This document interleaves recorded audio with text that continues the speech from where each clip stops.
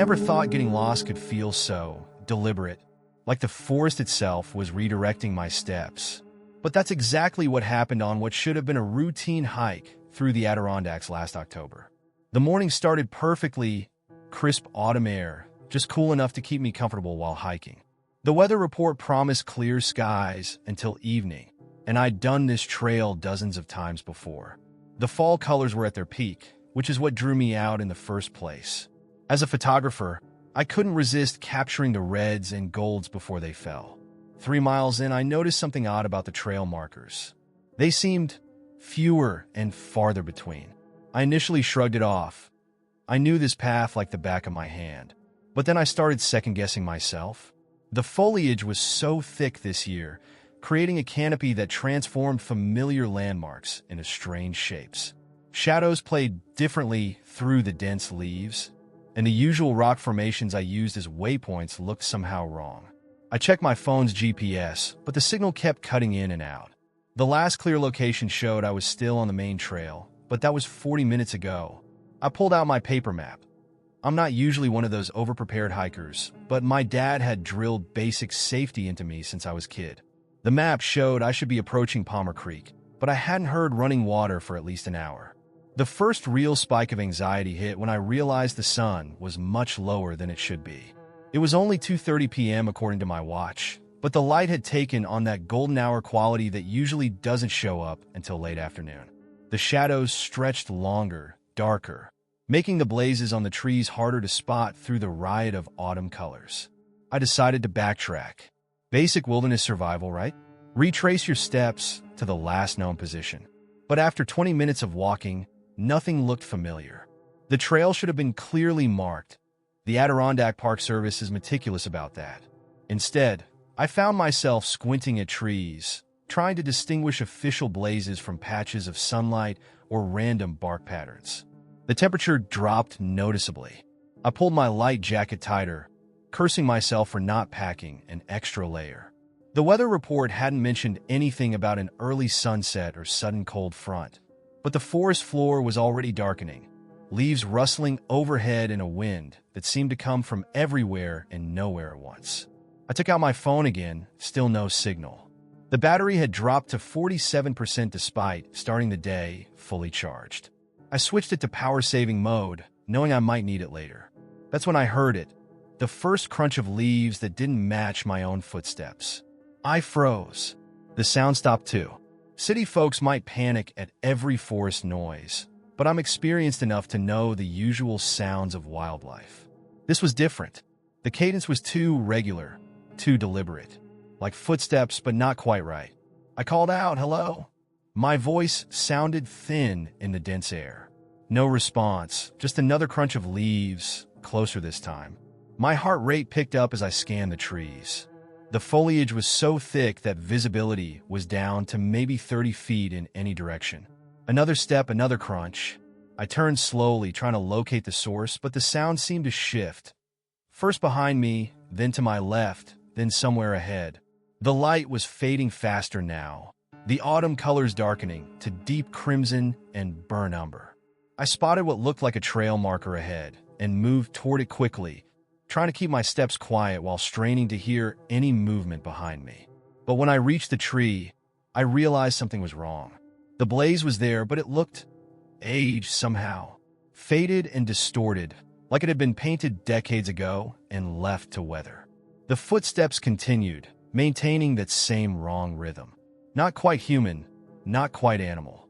I pulled out my flashlight, another backup I rarely needed, and clicked it on. The beam seemed weak against the growing darkness, casting more shadows than light among the trees. That's when I noticed the trail markers were starting to look different. Not just faded, but wrong. The familiar blue blazes had taken on a darker hue, almost black in my flashlight beam. And they weren't just on the designated trees anymore. They seemed to be everywhere, overlapping, pointing in contradicting directions. The temperature dropped another few degrees. My breath started fogging in front of my face, which was impossible for October, wasn't it? I checked my watch again, 3:15 p.m., but the forest had grown as dark as late evening, and the footsteps had developed a pattern. Crunch, crunch, crunch, 3 steps, pause. 3 steps, pause. Getting closer each time. I broke into a run. I'd like to say I chose a direction based on some woodsman's knowledge or survival instinct, but the truth is I just ran. The beam of my flashlight bounced wildly across the trees, catching glimpses of trail markers that seemed to multiply with every step. They spiraled up tree trunks, crossed over each other, created impossible patterns that hurt my eyes. The footsteps kept pace. Never faster, never slower. 3 steps, pause. 3 steps, pause. My foot caught on an exposed root, and I stumbled, catching myself against a tree trunk. The bark felt wrong under my hands, too smooth, almost waxy. I pushed away, and my flashlight beam caught something that turned my blood to ice. A trail marker, freshly painted, still glistening wet. But it wasn't paint. It was too dark, too thick, and as I watched in horror, it slowly dripped down the trunk. The footsteps stopped, right behind me. I didn't turn around. Some deep, primal instinct told me that turning around would make it real, would make whatever was making those footsteps tangible and undeniable. Instead, I closed my eyes, gripping my flashlight like a lifeline. The cry of a crow shattered the silence. My eyes snapped open to find sunlight streaming through the trees. Normal, late afternoon sunlight. My phone buzzed with dozens of notifications as signal suddenly returned. According to my GPS, I was standing right next to Palmer Creek, exactly where I should have been an hour ago. I made it back to my car just before sunset. Real sunset, right on schedule. I never got those photos of the fall colors, and I haven't been back to that trail since. But sometimes on cold autumn evenings, I hear leaves crunching outside my window. 3 steps, pause. 3 steps, pause. And I wonder about those trail markers and what really guides us through the woods.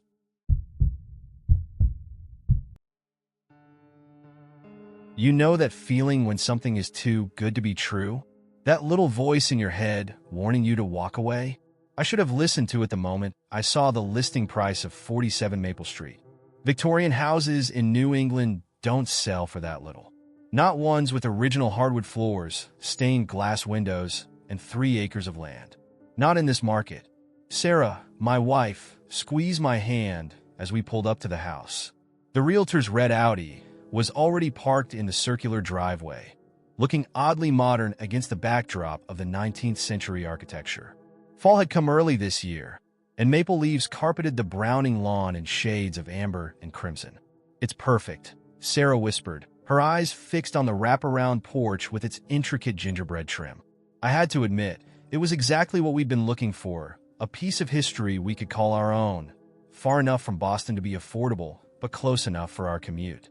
The realtor, MS. Chun, greeted us with a smile that didn't quite reach her eyes. "I'm so glad you could make it," she said, shuffling through papers in her portfolio. "I should mention before we go in, the house is being sold as is, with all current furnishings included. That should have been my second warning." The front door creaked open, releasing a wave of stale air that carried the distinct scent of dried flowers and mothballs. The foyer was frozen in time. An ornate coat rack still held vintage jackets, and dusty boots lined the wall as if their owners had just stepped out for a moment. The previous owners, I started to ask, but MS. Chun quickly cut me off. "Left rather suddenly last October," she said, moving briskly toward the living room. "Family emergency, from what I understand.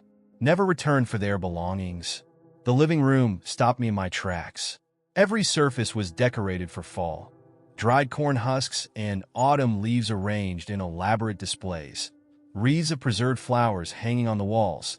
Centerpieces of dried gourds and miniature pumpkins on every table. But something was off about them. The colors were too faded, the arrangements too pristine for abandoned decorations. Sarah moved closer to one of the wreaths, reaching out to touch it. "These are beautiful," she said. "But look at this tag. 1987? That can't be right." MS. Chun cleared her throat. "Shall we continue to the kitchen?" As we moved through the house, I couldn't shake the feeling that we were being watched. The rooms were perfectly preserved, as if the occupants had vanished in the middle of their daily routines. Coffee cups sat on the kitchen counter, a newspaper spread open on the dining room table. I glanced at the date, October 31st, 1987. The basement door caught my attention. Unlike the other solid wood doors throughout the house, this one was newer, metal, with 3 heavy-duty locks. As we passed it for the second time, I heard a distinct click. The door swung open a few inches, revealing stairs disappearing into darkness. MS. Chen quickly moved to close it. Faulty latch, she said, her voice tight. These old houses settle in strange ways. But when we reached the second floor, it happened again. The basement door swung open, the sound echoing through the house. This time, I caught a glimpse of something on the stairs, dried leaves, arranged in a perfect spiral pattern descending into the darkness. Does the basement have outside access? I asked, trying to keep my voice casual. I don't have the key for that area. MS. Chen replied quickly. Previous owner's renovation project never completed. Nothing interesting down there. We continued the tour, but I couldn't focus. Every room we entered had those same autumn decorations, all dated 1987. In the master bedroom, a collection of pressed leaves filled an entire wall, arranged in concentric circles around a central point. Sarah was enchanted, taking photos and already planning where our furniture would go. The temperature seemed to drop with each room we entered. By the time we reached the attic, I could see my breath in the air. MS. Chen's professional demeanor had cracked slightly. She kept checking her watch, rushing us through the spaces. In the attic, Sarah discovered a photo album. The picture showed a family, mother, father, 2 teenagers, decorating the house for fall. They looked happy, normal, but as the photos progressed, something changed. The decorations became more elaborate, more consuming. In the final photo, the family stood in front of the basement door, their faces blank, surrounded by intricate patterns of leaves and dried flowers. A loud bang echoed through the house. The basement door had slammed open again. Perhaps we should wrap up, MS. Chun suggested, her voice shaking slightly. The light will be fading soon. But Sarah was already halfway down the stairs, drawn to the basement door like a moth to flame. I followed, trying to ignore the way the autumn decorations seemed to shift in my peripheral vision. The basement door stood wide open now, cool air flowing up from below. The spiral of leaves continued down the stairs, disappearing into the shadows. A faint rustling sound drifted up from the darkness. I'm sure it's just the wind, Sarah said, reaching for the light switch. Nothing happened. The electricity must be out down there, MS. Chen said quickly. Why don't we discuss the offer? But her words were cut off by a sound from below, the distinct crackle of dry leaves being crushed underfoot. Then another, growing closer. I pulled Sarah back just as a gust of wind erupted from the basement, carrying with it a tornado of dried leaves and flower petals. They swirled around us in impossible patterns, and for a moment, I swore I saw faces in the chaos. For faces, their mouths open in silent screams. We ran, through the foyer, past the vintage coats still hanging like silent sentinels, out into the fading October sunlight. We didn't stop until we reached our car. MS. Chun followed more slowly, her composure restored by the time she reached us. I understand if you need time to think about it, she said, smoothing her jacket. The price is very competitive. Later that night, I researched 47 Maple Street. The family, the Hendersons, had disappeared on Halloween night, 1987. The police report noted only that the house was found empty, elaborately decorated for fall, with no signs of struggle or forced entry. The basement door was locked from the inside. We didn't make an offer on the house. But sometimes when autumn comes and the leaves begin to fall, I think about 47 Maple Street, about the family who vanished, leaving behind only their carefully preserved decorations, about the basement door that wouldn't stay closed. And I wonder if somewhere, in the darkness beneath that beautiful Victorian house, for people are still arranging leaves in perfect patterns, preparing for a fall festival that never ends. I used to think the worst part about fall was dealing with all the leaves. Now I know better. Now I know that sometimes the leaves take care of themselves, and that's far worse. It started 3 weeks ago when I was procrastinating on my own yard work. From my bedroom window, I had a clear view of Mr. Peterson's immaculate lawn next door. He was famous in our neighborhood for his meticulous property maintenance, especially during fall. Every morning at exactly 7 a.m., you'd see him out there with his ancient wooden rake, methodically clearing every single leaf. Except that morning, he wasn't there. I didn't think much of it at first. Even retirees sleep in sometimes. But when his lawn was mysteriously cleared by the following morning without anyone seeing him, something felt off. The piles were perfect. Too perfect. Each one exactly the same size, spaced at precise intervals along his property line. In 15 years of living next door, I'd never seen Mr. Peterson stack them quite like that. I walked over to check on him, leaves crunching under my feet as I crossed our shared lawn. 3 knocks on his door went unanswered. His car was in the driveway, paper still in its plastic wrap on the porch.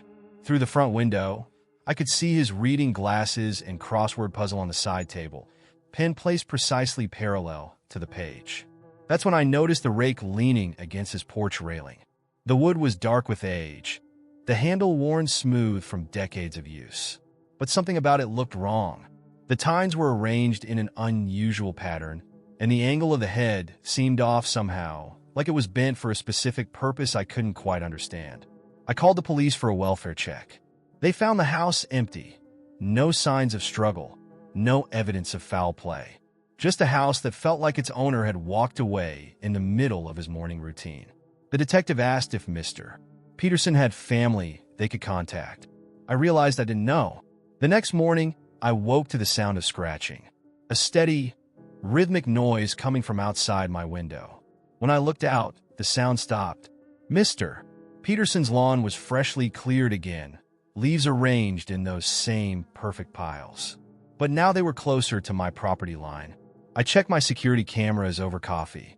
The footage showed something moving in the pre-dawn darkness. A figure, rake in hand, working with impossible speed and precision. But every time it should have turned to face the camera, the video glitched. Just static and distortion.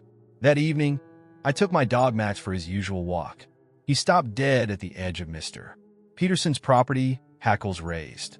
No amount of coaxing would get him to move forward. As we turned back, I swear I heard the soft scrape of wood on concrete coming from behind us. The next few days followed the same pattern. Each morning, new piles would appear, each one closer to my house. The police stopped taking my calls. The detective said unless there was evidence of a crime, there was nothing they could do about unusual yard work. I installed more cameras, better ones. The footage kept showing the same thing. A figure in the darkness, face always hidden, movements too fluid to be natural. And that rake, the angle was always wrong, like it was being held by something that didn't quite understand how human arms were supposed to work. A week after Mr. Peterson disappeared, I woke to find his rake on my front porch, just leaning there, as if someone had placed it deliberately for me to find. The wood felt cold under my fingers, much colder than it should have been in the mild autumn air. That night, I couldn't sleep. The scratching sound was back, closer now. I watched from my window as leaves began to move across my lawn, gathering themselves into piles without any visible force guiding them. The rake still stood motionless on my porch. I Googled Mr. Peterson's name, digging deeper than I ever had before. An article from 1957 caught my eye. A small-town paper reporting on the mysterious disappearance of a groundskeeper and his entire family. The only photo showed a young Mr. Peterson standing in front of a school building, holding a rake that looked painfully familiar. The scratching got louder. Looking out my window, I saw the leaf piles had formed a perfect circle around my house. In the center of each pile was a dark space, like something had burrowed underneath. My security system pinged with movement at the front door. The rake was gone from the porch. The cameras showed only static. The scratching was inside the house now. I found the rake in my living room the next morning, leaves scattered around it in a spiral pattern. My phone had dozens of missed calls from concerned neighbors. Apparently, I'd been seen working in my yard at 3 a.m., meticulously raking leaves into perfect piles. I don't rake my own leaves anymore. Something else takes care of that now. Each morning, new piles appear, arranged in increasingly complex patterns across my lawn. Sometimes I catch glimpses of movement in my peripheral vision, something using that rake within human precision. The police found Mr. Peterson last week, or at least they think they did. A man matching his description was seen working as a groundskeeper 2 states over. When they arrived to question him, they found only a rake leaning against a tree, surrounded by perfect piles of leaves. I should move. I know I should. But somehow, I can't bring myself to leave. The rake calls to me now, especially in the early hours before dawn. I understand why Mr. Peterson was so dedicated to his yard work. The leaves need to be arranged just right. The patterns must be maintained. Last night, I caught my reflection in the window. For a moment, my arms didn't look quite right, and the rake in my hands was held at an impossible angle. I have a new morning routine now.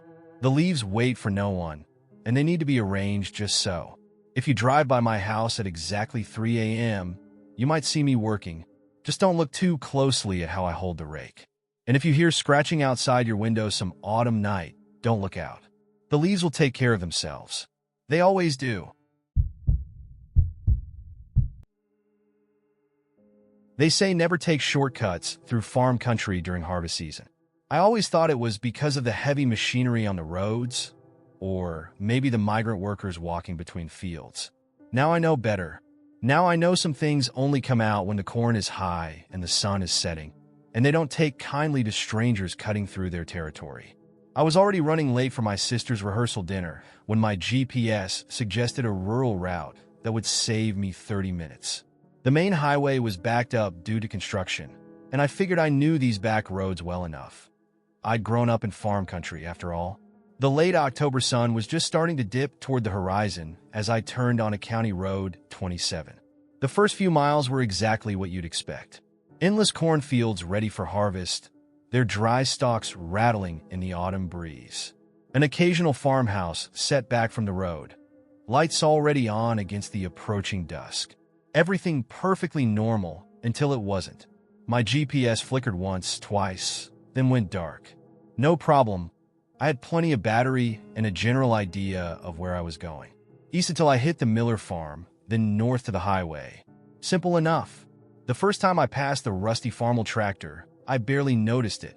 These old machines are everywhere during harvest season, often left at the edge of fields for convenience. But something made me check my rearview mirror, and that's when I saw it was moving, slowly crawling along the road behind me, but with no one in the driver's seat. I accelerated slightly, telling myself it was just parked on a slight incline. Farm equipment doesn't drive itself. But 5 minutes later, after turning on what I thought was eastbound Route 218, I saw it again. The same tractor, with its distinctive rust pattern and missing left headlight, pulling out from between 2 cornfields ahead of me. I slowed down, letting it cross the road. There was still no driver. The seat was empty, the metal worn and weathered. Yet the tractor moved with purpose, turning onto the road and continuing forward like it had somewhere to be. That's when I noticed the corn. Every stalk, as far as I could see in the fading light, was facing my car. Not bent by the wind, actually turned, roots and all, like an audience watching a performer. I tried to take a picture with my phone, but the screen showed only static. The sun was getting low now, painting the sky in shades of deep orange and bruised purple. I checked my watch, 6:47 p.m. I should have reached the highway by now. Instead, every turn brought me past more cornfields, more abandoned farmhouses, and that same damn tractor. It appeared again, this time coming straight toward me. I swerved onto a side road, heart pounding. The road wound through more corn. All of it turned to watch me pass. The stalks seemed taller now, leaning over the narrow lane like they were reaching for my car. I tried using my phone's compass to navigate, but it spun wildly, never settling on a direction. The sun hung impossibly low on the horizon, as if refusing to set completely. And the tractor kept appearing, always the same one, always empty, always moving with that deliberate purpose. After what felt like hours but couldn't have been more than 45 minutes, I spotted lights ahead. A farmhouse, windows blazing against the eternal sunset. I pulled into the gravel driveway, desperate for directions or at least a working phone. The porch light flickered as I approached. Through the window, I could see a kitchen set for dinner. Plates of food still steaming, chairs pulled back as if the family had just stepped away. But something was wrong with the scene. The calendar on the wall showed October 1963. The dishes and furniture looked like antiques, but too pristine, too new. A noise behind me made me turn. The tractor was there, blocking the driveway. Its engine ticked as it cooled, though I hadn't heard it arrive. Beyond it, the corn had moved closer to the house, surrounding the yard in a perfect circle. Each stalk stood impossibly straight, all facing me. The porch light went out. When it came back on a second later, the house was dark. The windows showed only empty rooms, thick with dust and cobwebs. The dinner setting was gone, replaced by decades of abandonment. I ran to my car. The tractor was gone, but now I could hear others, the distant rumble of engines coming from all directions. Headlights appeared between the corn rows, all moving toward me, all empty. I backed out of the driveway, so fast I nearly hit the mailbox. As my headlights swept across it, I caught the name Miller. The Miller farm, the one I'd been trying to reach. But this house had been abandoned for decades. I'd explored it as a teenager, before the new owners built their place half a mile down the road. I floored it, not caring which direction I was going as long as it was away from there. The corn whispered as I passed, every stalk turning to watch. The tractors converged behind me, their headlights casting strange shadows through the corn. The sun finally set. In the sudden darkness, my headlights caught something ahead, a reflection of light on metal. Another tractor, blocking the road. I cranked the wheel hard, turning down the only other option, a narrow dirt track between the fields. The corn closed in behind me, cutting off my retreat. Ahead, the track kept going, stretching endlessly into darkness. My headlights showed only more corn, all of it facing me, all of it moving closer with each passing second. A light appeared in my rearview mirror. The tractor was back, gaining on me. As it got closer, I finally saw into its seat. There was a figure there now, shadowy and indistinct, but somehow wrong. It moved like a puppet with too many joints, its head turned completely backward to watch me. My car burst out of the corn onto a paved road. Real traffic passed by, modern cars with real drivers. My GPS blinked back to life, showing me just 2 miles from the highway. I made it to my sister's dinner an hour late, full of apologies and excuses about traffic. I didn't tell them about the tractor, or the house, or the corn. Who would believe me? But sometimes, on autumn evenings when the sun hangs low and red in the sky, I catch glimpses of that rusty farmel in my rearview mirror. It never gets closer, just follows patiently, waiting for me to take another shortcut through the back roads. And during harvest season, I swear every cornfield I pass turns slightly, just enough to watch me drive by. They're waiting too, standing guard over roads that don't appear on any map, leading to places where the sun never quite sets and empty tractors roam endlessly through the autumn dark. I take the highway now, no matter how bad the traffic gets. Some shortcuts aren't worth the toll they collect.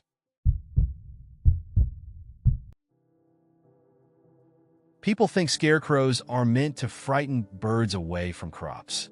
That's what I used to think too. But after what happened last fall on my farm, I've learned they serve a different purpose entirely. Sometimes they're not there to keep something out. They're there to keep something in. The first frost had just touched my cornfield when I decided to put up a new scarecrow. The old one had finally given out after years of service, its burlap face worn to threads and wooden frame rotted through. I found the new one at an estate sale just outside of town, an oddly lifelike creation with a hand-stitched face and clothes that looked almost too nice to leave out in the weather. Quite a deal, the old woman running the sale had said, her eyes not quite meeting mine. Previous owner won't be needing it anymore. She practically gave it away, refusing to take more than $5 for it. Should have been my first warning. Setting it up was harder than expected. The clothes, a dark wool coat, and work pants that looked surprisingly modern, seemed to resist the straw I used for stuffing. The limbs moved too easily, like they remembered how to bend, And the face, someone had taken real care with that face. The stitching created expressions that seemed to shift depending on how the light hit it. That night, I dreamed of standing in my field, watching my crops grow, and fast forward under a blood-red moon. The scarecrow stood at the center, but it wasn't on its post anymore.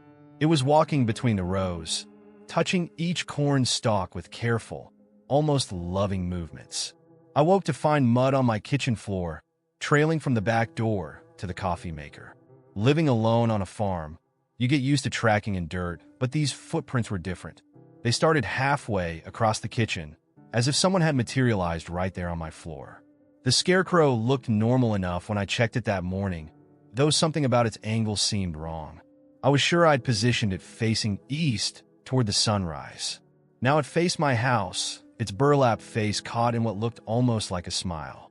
The local news that evening reported another disappearance, the third that month. A teenage boy who'd been taking photographs in farm country for a school project. They found his camera in Johnson's field, half a mile from my property. The last photo showed a figure standing among the corn, but the image was too blurry to make out details. Every morning after that, the scarecrow was in a slightly different position. Sometimes just a subtle shift of the head, sometimes a complete turn of the body. I started photographing it, trying to convince myself I was imagining things. The photos showed nothing unusual, but the timestamps told a different story. Frame by frame, hour by hour, it was moving. The missing persons reports continued. A census worker, a door-to-door salesman, a lost hiker, all last seen near local farms. All during harvest season, I started recognizing things about the scarecrow's clothes. The wool coat looked exactly like the one the census worker had been wearing in her ID photo. The boots matched the description of the missing hiker's footwear. Even its size seemed to change, stretching or shrinking as if adjusting to match different bodies. One particularly cold morning, I found it had acquired a new accessory, a bright red scarf wrapped around its neck. The same scarf I'd seen on the missing salesman's flyer. I tried to take it down. The post came up easily enough, but the clothes, they were damp. Not with dew, but with something darker. Something that left rusty stains on my hands. And when I touched the face, the burlap felt warm. That night, I sat up watching through my window. The moon was full, casting long shadows across the cornfield. At exactly 3:17 a.m., the scarecrow moved. It didn't fall or get blown by the wind. It simply stepped down from its post, movements fluid and unnaturally graceful. It walked through my field, touching the corn just like in my dream. Where its fingers passed, the stalks withered and blackened.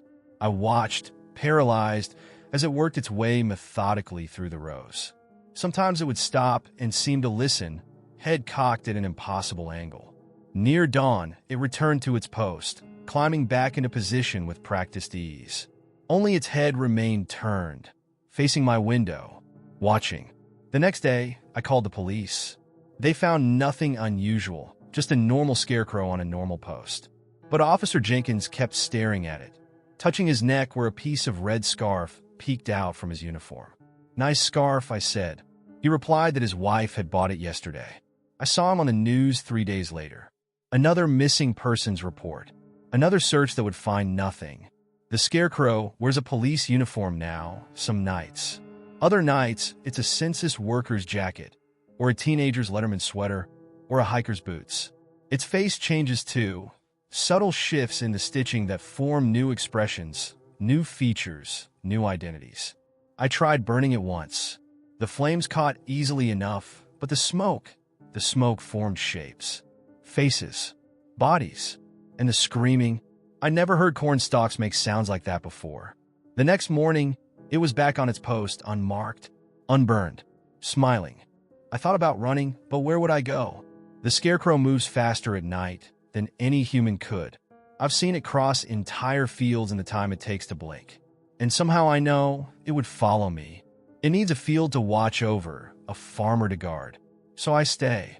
I tend my corn, and I don't ask questions when I find muddy footprints in my kitchen or strange clothes hanging from the scarecrow's frame.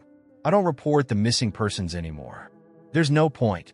Sometimes, in the deepest part of night, I hear it walking through the corn.